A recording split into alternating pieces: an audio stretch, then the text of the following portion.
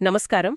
ఒక డాక్టర్, ముఖ్యంగా క్యాన్సర్ లాంటి తీవ్రమైన వ్యాధులతో పోరాడే సర్జన్ తమ నైపుణ్యాన్ని ఎలా సాధిస్తారు ఆలోచించారా ఎప్పుడైనా? నిజమే. అది చాలా పెద్ద ప్రయాణం కదా. అవును. వాళ్ల వేళ్లలో అంత ఖచ్చితత్వం, మెదడులో అంత జ్ఞానం ఎలా వస్తుంది? ఇది ఎప్పుడు నాకు చాలా ఆసక్తి కలిగించే విషయం. ఖచ్చితంగా.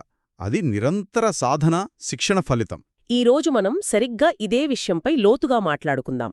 ఆధునిక వైద్య శిక్షణ ఎలా ఉంటుంది, ముఖ్యంగా సర్జికల్ నైపుణ్యాలు ఎలా అభివృద్ధి చెందుతాయి, ఎలా అందరికీ అందుబాటులోకొస్తాయి? మంచి టాపిక్. దీనికి మనకు ముఖ్యంగా ఆధారం రాజమండ్రి జీఎస్ఎల్ క్యాన్సర్ హాస్పిటల్కు చెందిన ప్రముఖ surgical oncologist doctor Tarun Chaudhary Gogineni గారు అందించిన వివరాలు. ఆయన మాటల్లోనే ఈ సంక్లిష్టమైన విషయాన్ని సామాన్యులకు కూడా అర్థమయ్యేలా చూద్దాం. ఓకే. డాక్టర్ తరుణ్ గారి అనుభవం ఈ విషయంలో మనకి బాగా ఉపయోగపడుతుంది. మన చర్చలో ప్రధానంగా ఫాల్స్ ఆంకాలజీ 2025 అనే ఒక ప్రత్యేకమైన శిక్షణా కార్యక్రమం గురించి, అది జరిగే జీఎస్ఎల్ మెడికల్ కాలేజ్లోని స్మార్ట్ ల్యాబ్ గురించి ఉంటుంది. రైట్. అసలు వైద్యంలో నైపుణ్యం ఎలా పెరుగుతుంది, కీహోల్, రోబోటిక్ సర్జరీ లాంటి కొత్త టెక్నాలజీలు ఎలా నేర్పిస్తారు, సిమ్యులేషన్ ల్యాబ్స్ పాత్ర ఏంటి, వీటన్నింటినీ విశ్లేషిద్దాం. సరే, ముందుగా ఈ ఫాల్స్ ఆంకాలజీ 2025 అంటే ఏంటో చూద్దాం. దాని వెనుక అర్థమేంటి? తప్పకుండా. మీరన్నట్లు ఇదేదో బేసిక్ కోర్స్ కాదు. అస్సలుగాదు. అంటే కొత్తగా నేర్చుకునేవాళ్లకు కాదా? కాదు. ఇది ఆల్రెడీ అనుభవం ఉన్న సర్జన్ల కోసం, వాళ్ల స్కిల్స్ని ఇంకా నెక్స్ట్ లెవెల్కి తీసుకెళ్లడానికి డిజైన్ చేసిన ఒక ఉన్నత స్థాయి ప్రోగ్రాం అన్నమాట. ఎక్స్పర్ట్స్ కోసం. ఓకే. ఫాల్స్ని విడదీసి చూస్తే ఎఫ్ అంటే ఫెలోషిప్. ఫెలోషిప్, అవును. మెడిసిన్లో ఇది చాలా గౌరవప్రదమైన పదం. అంటే డిగ్రీ, పీజీ, స్పెషలైజేషన్ అన్నీ అయిపోయాక ఒక స్పెసిఫిక్ ఫీల్డ్లో ఇంకా లోతైన నాలెడ్జ్, స్పెషల్ స్కిల్స్ సంపాదించడానికి చేసే అదనపు శిక్షణ. Got it. ఒక సూపర్ స్పెషలైజేషన్ లాంటిదా? దాదాపు అలాగే అనుకోవచ్చు. నైపుణ్యంలో అత్యున్నత స్థాయికి చేరడమన్నమాట. ఓకే. మరి ఏఎల్ అంటే? ఏఎల్ అంటే అడ్వాన్స్డ్ లాప్రోస్కోపిక్ సర్జరీ. మనం సాధారణంగా కీహోల్ సర్జరీ అంటాం కదా. అవును, చిన్న రంధ్రాల ద్వారా చేసేది. కరెక్ట్. పద్దకోత లేకుండా చిన్న హోల్స్ ద్వారా కేంద్ర స్పెషల్ టూల్స్ పంపించి లోకల్ ఆపరేషన్ చేయడం. ఇక్కడ అడ్వాన్స్డ్ అనే పదం ముఖ్యం. అంటే ఇది బేసిక్స్ నేర్పేది కాదు. ఆల్రెడీ కీహోల్ సర్జరీలో మంచి ప్రాక్టీస్ ఉన్న వాళ్లకి ఇంకా కష్టమైన కాంప్లెక్స్ ప్రొసీజర్స్లో ట్రైనింగ్ ఇవ్వడం. అలాగా. ఇక చివరిగా ఎస్, అది ఆంకాలజీ, అంటే క్యాన్సర్కి సంబంధించిన శాస్త్రం. క్యాన్సర్ చికిత్స. అవును. ముఖ్యంగా క్యాన్సర్ కణితులను సర్జరీ ద్వారా తొలగించటంపై ఫోకస్ ఉంటుంది. కాబట్టి ఫాల్స్ ఆంకాలజీ అంటే క్యాన్సర్ సర్జరీలో, అది అడ్వాన్స్డ్ కీహోల్ లేదా రోబోటిక్ పద్ధతుల్లో ఎక్స్పర్ట్ సర్జన్ల కోసం ఉద్దేశించిన ఫెలోషిప్ ప్రోగ్రాం. ఓకే, ఇప్పుడు చాలా క్లియర్గా ఉంది. అంటే ఇది ఎక్స్పర్ట్ సర్జన్లను ఇంకా పదును పెట్టే ప్రోగ్రాం అన్నమాట. అత్యాధునిక క్యాన్సర్ సర్జరీ టెక్నిక్స్లో శిక్షణ. డాక్టర్ తరుణ్ చెప్పినట్లు ఇది వైద్య నైపుణ్యం ఎలా పెరుగుతోందో, ఎలా పరిణతి చెందుతోందో చూపించే ఒక మంచి ఉదాహరణ. నిజమే. మరి ఇంత ముఖ్యమైన, ప్రతిష్టాత్మకమైన కార్యక్రమాన్ని ఎవరు నిర్వహిస్తున్నారు? ఏదైనా లోకల్ ఆర్గనైజేషనా? అస్సలు కాదు. దీన్ని ఆర్గనైజ్ చేస్తోంది IJAGES, అంటే Indian association of gastrointestinal endosurgeons. IJAGES విన్నట్టుంది. అవును. ఇండియాలో మినిమల్ యాక్సెస్ సర్జరీ, అంటే ఈ కీహోల్ సర్జరీ ఫీల్డ్లో ఇది అత్యంత పెద్ద, చాలా రెస్పెక్టెడ్ నేషనల్ బాడీ. దేశంలోనే కాదు, బహుశా ప్రపంచంలోనే అతిపెద్ద లాప్రోస్కోపిక్ సర్జన్ల సంఘాల్లో ఇది ఒకటి. ఓహో. దీనికి మంచి హిస్టరీ ఉంది. 1993లో స్టార్ట్ అయింది. మన దేశంలో ఫాదర్ ఆఫ్ లాప్రోస్కోపీగా పిలువబడే ప్రొఫెసర్ టిఈ వుడ్వాడియా గారు దీన్ని స్థాపించారు. గ్రేట్. ఇవాళ సుమారు 10,000 మంది యాక్టివ్ సర్జన్లు ఇందులో లైఫ్ మెంబర్స్గా ఉన్నారు. 10,000 మందా? చాలా పెద్ద సంఖ్య. అవును. IAGS మెయిన్ గోల్ ఏంటంటే దేశవ్యాప్తంగా కీహోల్ సర్జరీ స్టాండర్డ్స్ని పెంచడం, ఆ నాలెడ్జ్ని అందరికీ పంచడం. మంచి లక్ష్యం. ఇందుకోసం బేసిక్ లెవెల్ ట్రైనింగ్, FIAGS లాంటివి కొత్తగా నేర్చుకునేవాళ్ల కోసం, అలాగే FALS లాంటి అడ్వాన్స్డ్ ఫెలోషిప్స్, హెర్నియా, బేరియాట్రిక్స్, ఆంకాలజీ లాంటి వాటిల్లో ఎక్స్పర్ట్స్ కోసం ఇలా రకరకాల ట్రైనింగ్ ప్రోగ్రామ్స్ కండక్ట్ చేస్తుంటారు. అందుకే దీనికింత పేరు. ప్రతిష్టాత్మకమైన ఐఏజీఎస్ సర్టిఫికేషన్ అంటే అది ఊరికే ఇచ్చింది కాదనమాట. దేశంలో టాప్ లెవెల్ స్కిల్కి, స్టాండర్డ్స్కి అది ఒక గుర్తింపు. ఆ సర్జన్ టాలెంట్కి, ట్రైనింగ్కి ఒక అఫీషియల్ స్టాంప్ లాంటిది. ఖచ్చితంగా. ఈ టెక్నాలజీ పేర్లు వింటుంటే బావుంది కానీ లాపరోస్కోపీకి, రోబోటిక్ సర్జరీకి తేడా ఏంటి? అందరికీ అంత క్లియర్గా తెలియకపోవచ్చు కదా. వాటిని కొంచెం సింపుల్గా చెప్తారా? తప్పకుండా. లాపరాస్కోపీ అంటే కీహోల్ సర్జరీ. ఇందులో పెద్దగా కొయ్యకుండా ఒకటి లేదా కొన్ని చిన్న హోల్స్ సుమారు 5-15 మిల్లీమీటర్లు చేస్తారు. మ్మ్. వాటి ద్వారా ఒక సన్నటి కెమెరా, లాపరోస్కోప్ అంటారు, ఇంకా పొడవాటి సర్జరీ పరికరాలు లోపలికి పంపిస్తారు. ఓకే. సర్జన్ బయట ఒక స్క్రీన్ మీద లోపల ఏం జరుగుతోందో చూస్తూ ఆ పరికరాలతో ఆపరేషన్ చేస్తారన్నమాట. ఏదో వీడియో గేమ్ ఆడినట్టుంటుందా? ఆ, కొంతవరకు ఆ పోలిక కరెక్టేనేమో. చిన్న మెడ ఉన్న బాటిల్ లోపల ఉన్న షిప్ మోడల్ని బయట నుంచే టూల్స్తో బాగుచేయడం లాంటిది. ప్రయోజనాలు క్లియర్గా తెలుసు కదా. తక్కువ నొప్పి, త్వరగా రికవరీ, చిన్న మచ్చలు. అవును, అది పెద్ద ప్లస్ పాయింట్. ఇక ఆంకాలజీ, ఆంకోసర్జరీ అంటే ఆంకాలజీ అనేది క్యాన్సర్ డయాగ్నోసిస్, ట్రీట్మెంట్, ప్రివెన్షన్కి సంబంధించిన సైన్స్. ఆంకోసర్జరీ అంటే క్యాన్సర్ గడ్డల్ని సర్జరీతో తీసేయడం. ఇది చాలా డెలికేట్ వ్యవహారం. చాలా స్కిల్, ప్రెసిషన్ కావాలి. నిజమే. ఫెలోషిప్ గురించి ముందే అనుకున్నాం. మెడికల్ ఎడ్యుకేషన్ అనేది ఎప్పుడూ నడుస్తూనే ఉంటుంది. స్పెషలైజేషన్ అయ్యాక చేసే ఈ అదనపు శిక్షణ ఆ డాక్టర్ ఆ ఫీల్డ్లో ఎంత డీప్గా వెళ్లారో చూపిస్తుంది. రైట్. మరి రోబోటిక్ సర్జరీ అదెలా ఉంటుంది? రోబోటిక్ సర్జరీ ఇది కీహోల్ సర్జరీకి నెక్స్ట్ జనరేషన్ అని చెప్పొచ్చు. ఓ.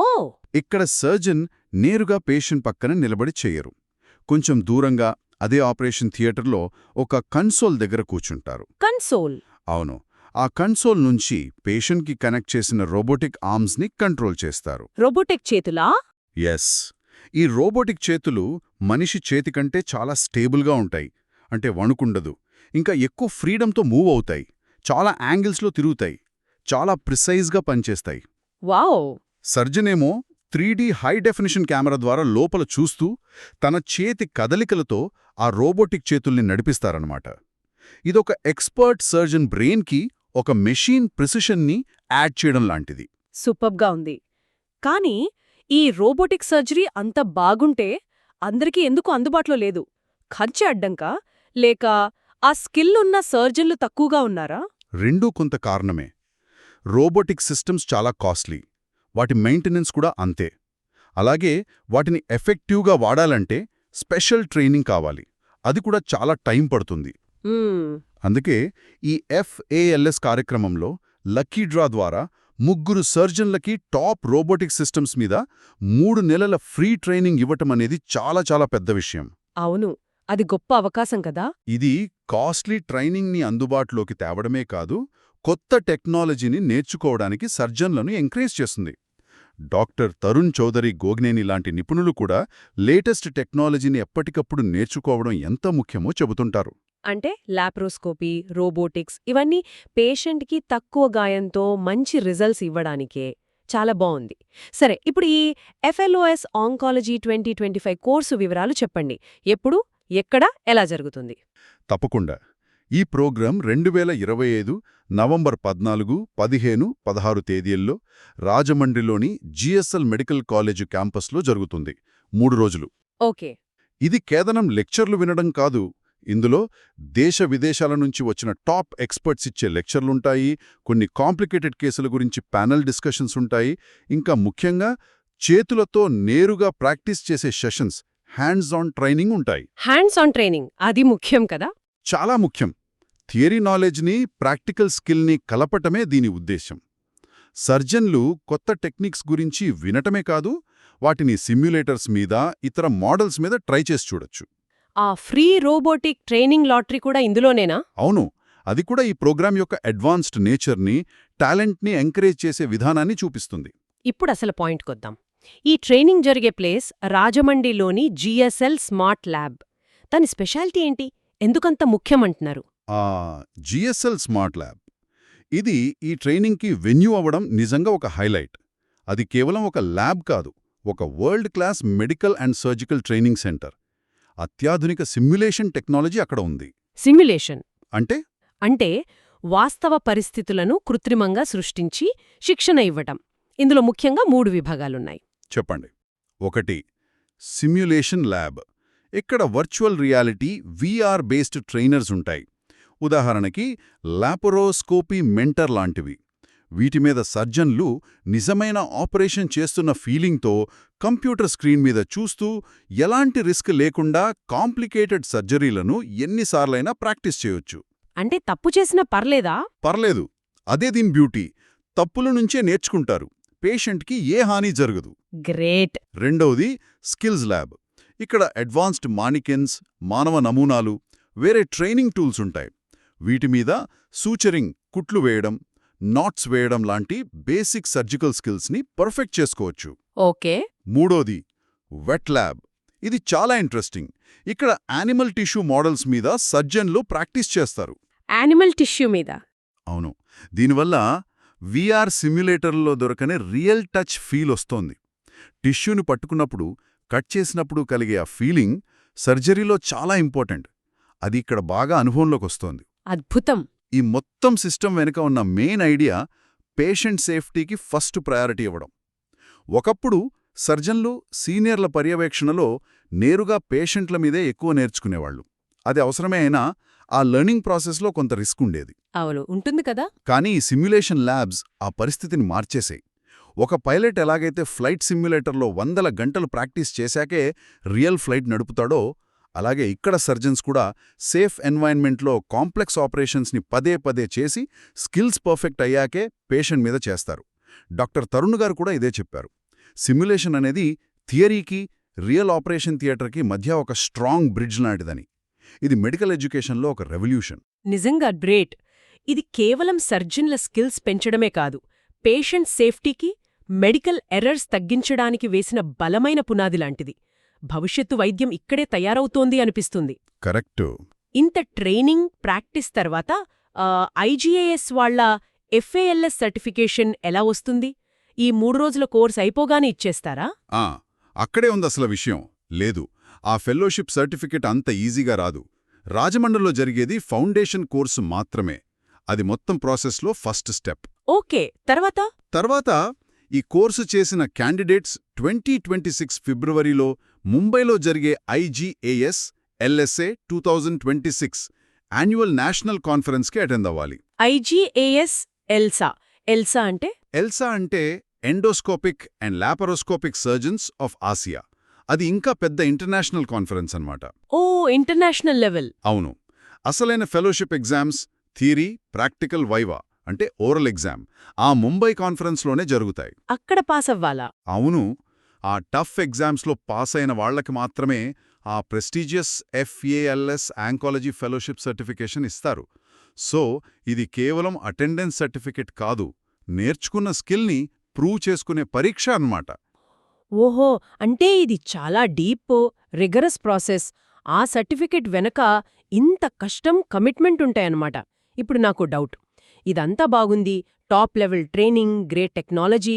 కానీ ఇదంతా కొంతమంది టాప్ సర్జన్లకే కదా ఉపయోగం. రాజమండ్రిలోనో లేదా ఇంకా చిన్న ఊర్లోనో ఉండే ఒక కామన్ పర్సన్కి దేవుడు దేవల్ల రాకూడదు. కానీ క్యాన్సర్ వస్తే ఈ FALS లాంటి వాటి వల్ల నిజంగా ఏదన్నా ఉపయోగం ఉంటుందా? ఈ నైపుణ్యం అందరికీ ఎలా చేరుతుంది? ఇది చాలా చాలా ముఖ్యమైన ప్రశ్న అడిగారు. దీనికి సమాధానం రిపుల్ ఎఫెక్ట్లో ఉంది. అంటే అలల ప్రభావంలాగా. అలల ప్రభావమా? ఎలా? ఈ ట్రైనింగ్ తీసుకున్న కొద్దిమంది సర్జన్లు వాళ్లు కేవలం వాళ్ల స్కిల్స్ పెంచుకోవడమే కాదు, వాళ్ళ హాస్పిటల్స్లో, వాళ్ళ రీజియన్స్లో లీడర్స్ లాగా, మెంటర్స్ లాగా తయారవుతారు. ఓకే. వాళ్ళు తమ కింద పనిచేసే జూనియర్ సర్జన్లకి, కొలీగ్స్కి ఈ లేటెస్ట్ టెక్నిక్స్ నేర్పిస్తారు. వాళ్ళని ఎంకరేజ్ చేస్తారు. ఒక దీపం నుంచి ఇంకో దీపం వెలిగించినట్లు ఈ స్కిల్ అనేది నెమ్మదిగా స్ప్రెడ్ అవుతుంది. డాక్టర్ తరుణ్ చౌదరి లాంటి వాళ్లు కూడా ఈ నాలెడ్జ్ డిసెమినేషన్కి, అంటే నైపుణ్య వ్యాప్తికి ఎంత ఇంపార్టెన్స్ ఇస్తారో మనం గమనించాలి. నిజమే. IAGS లాంటి ఆర్గనైజేషన్స్, GSL లాంటి ట్రైనింగ్ సెంటర్సు దేశంలోని వేర్వేరు ప్రాంతాల నుంచి సర్జన్లను అట్రాక్ట్ చేయడం వల్ల ఈ నాలెడ్జ్ కేవలం పెద్ద సిటీస్కే పరిమితం కాకుండా రాజమండ్రి లాంటి నగరాలకు, అక్కడ నుంచి ఇంకా చిన్న ప్రాంతాలకు కూడా చేరే అవకాశం పెరుగుతుంది. అవును కదా. దీనివల్ల over time advanced safe cancer surgery సేవలు ఎక్కువ మంది జనాలకు అందుబాటులోకి వస్తాయి. అర్థమైంది. అంటే ఇది కేవలం కొద్దిమంది సర్జన్ల కోసం చేస్తున్న పెట్టుబడి కాదు, ఫైనల్గా అందరి ఆరోగ్యం మీద, పబ్లిక్ హెల్త్ మీద పెడుతున్న ఒక లాంగ్ టర్మ్ ఇన్వెస్ట్మెంట్ అన్నమాట. ఎగ్జాక్ట్లీ. దీని కేవలం ఒక కోర్స్, అనౌన్స్మెంట్గా చూడకూడదు. మెడికల్ కమ్యూనిటీ నిరంతరం నేర్చుకోవడానికి, కొత్త టెక్నాలజీని అడాప్ట్ చేసుకోవడానికి, తద్వారా కామన్ పీపుల్కి బెటర్, సేఫర్ ట్రీట్మెంట్ అందించడానికి పడుతున్న కష్టానికి, తపనకి ఇదొక నిదర్శనం. చాలా బాగా చెప్పారు. ఈరోజు మనం వైద్య నైపుణ్యాలు ఎలా పుడతాయి, ఎలా పెరుగుతాయి, ఎలా విస్తరిస్తాయో చూశాం. కంటిన్యూస్ లెర్నింగ్ అవసరం, ఐఏజీఎస్ లాంటి సంస్థల రోల్, జిఎస్ఎల్ స్మార్ట్ ల్యాబ్ లాంటి సిమ్యులేషన్ సెంటర్ల పవర్, టఫ్గా ఉండే ఎఫ్ఏఎల్ఎస్ సర్టిఫికేషన్ ప్రాసెస్, వీటన్నింటినీ టచ్ చేశాం. డాక్టర్ తరుణ్ గోగినేని గారి పర్స్పెక్టివ్ ద్వారా ఈ జర్నీ మనకు ఇంకా క్లియర్ అయింది. అవును. ముగించే ముందు వింటున్న వాళ్లకొక చిన్న ఆలోచన వదిలి వెళ్దాం. చెప్పండి. మనం చూసినట్లుగా మనిషి నైపుణ్యం, లేటెస్ట్ టెక్నాలజీ, సిమ్యులేషన్, రోబోటిక్స్ లాంటివి కలిస్తే మెడిసిన్లో అద్భుతాలు జరుగుతున్నాయి.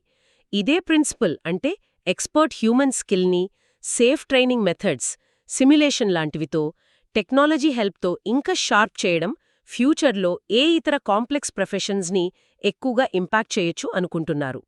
ఏ ఫీల్డ్స్లో ఇది అతిపెద్ద మార్పు తీసుకురాగలదు? దీని గురించి ఆలోచించండి.